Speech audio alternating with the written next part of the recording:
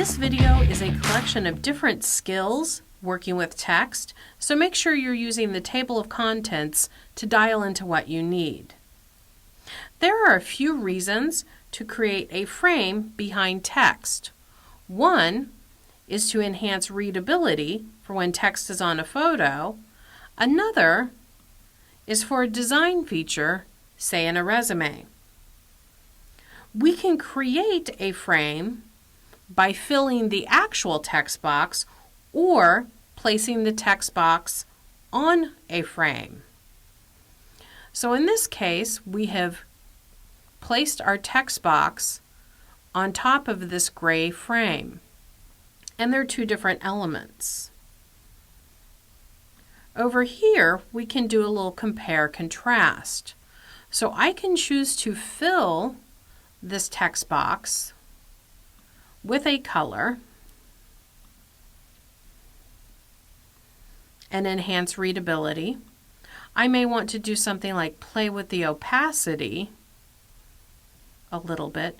Now notice when I play with opacity, it changes for both the background and the text. It's changing for the whole object. But if I bring up my effect menu, I can choose to just change the opacity of the fill and not impact the text. That's called isolating the blending. In this case, we might also want to look at inset spacing. So that is how far the text is against the frame. To do that, I go to Object, Text Frame Options. Here's my inset spacing, and I can just increase that, and now you can see the text is not right against the background. So we can also draw a frame and put it behind the text. One caution here is just to make sure that that text frame is still even. So you don't want one side to have more space on it than the other.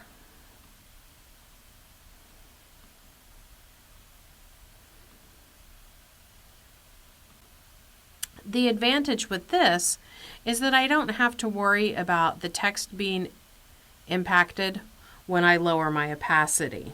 When you start layering in these boxes, a great trick to use is the command to dial down. So if I hit command once, I'm on that frame.